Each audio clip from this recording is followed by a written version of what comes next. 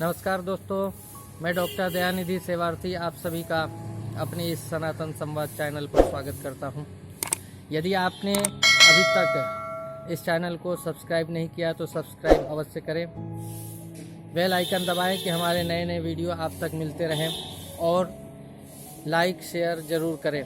मैं एक निवेदन और करूंगा कि आप इस वीडियो को अंत तक ज़रूर देखें। दोस्तों, मैं आज एक ऐसे विषय को लेकर उपस्थित हुआ हूं जिस विषय पर हमें बात करना अति आवश्यक है, और वह विषय है कि हमारे संस्कारों के साथ, हमारे मूल्यों के साथ खिलवाड़ किया जा रहा है। और हमारे मूल्यों के साथ, हमारे संस्कारों के साथ जब तक खिलवाड़ होता रहेगा, क्योंकि हमारे अपने ही लोग हमारे साथ नहीं होते हैं, हमें बताने वाले नहीं होते, हमें जागरूक करने वाले नहीं होते। मैं उन सभी धर्माचार्यों से, सभी मंदिरों के पुजारियों से, मठाधीशों से सबसे निवेदन करूंगा कि आप अपने केंद्र में, अपने पास, अपने यजमान, अपने सहयोगी, अपने आसपास के लोगों को धर्म के मूल्यों के बारे में समझाएं। बताएं कि हमारे सनातन धर्म का जो ग्रंथ है वह धर्म ग्रंथ है वेद, जो 4 हैं, ऋग्वेद, यजुर्वेद, सामवेद, अथर्ववेद। और इन वेदों के माध्यम से, क्योंकि ध्यान रखिएगा, धर्म ग्रंथ अगर एक नहीं होगा, एक भाषा नहीं होगी और एक विचार नहीं होंगे तो हमारे सनातन मूल्यों के साथ खिलवाड़ होता रहेगा।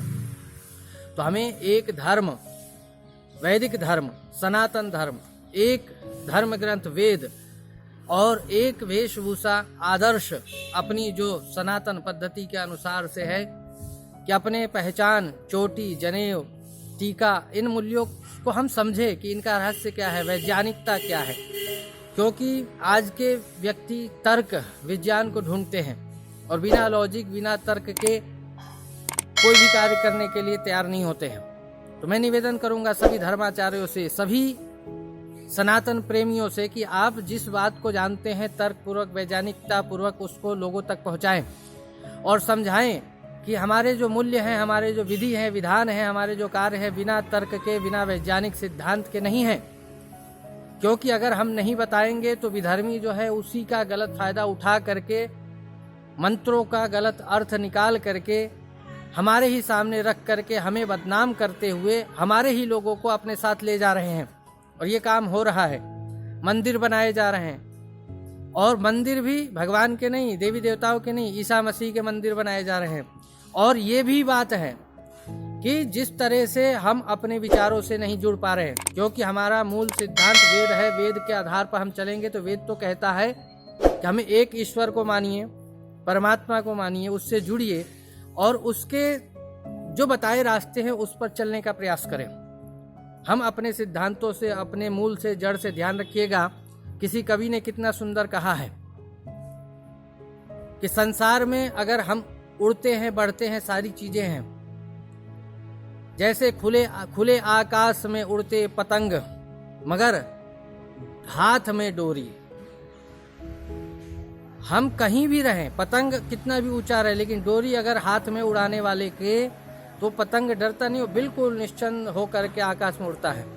तो हम अपनी डोरी परमात्मा के हाथों में दें, हम अपने सिद्धांतों के हाथों में दे और सिद्धांतों से जुड़े रहे। पेड़ तभी फलित फूलित होता है जब उसके जड़ मजबूत होते हैं। हम जड़ को काटे नहीं, हमारा जड़ क्या है? सनातन धर्म, सनातन मूल्य, और हम अपने संस्कार मूल्यों से दूर ना हो। तो मैं निवेदन कर रहा हूं कि हम अधिक से अधिक लोगों को अपने मूल्यों से, संस्कारों से जोड़ने का प्रयास करें। नहीं तो अनेकों ऐसे लोग हैं जो हमें भटकाएंगे, हमारे लोगों को भटकाएंगे, युवाओं को भटकाएंगे और उन्हें भ्रमित करके उनको अपने साथ ले जा रहे हैं और ले जाएंगे, हम बचा नहीं पाएंगे।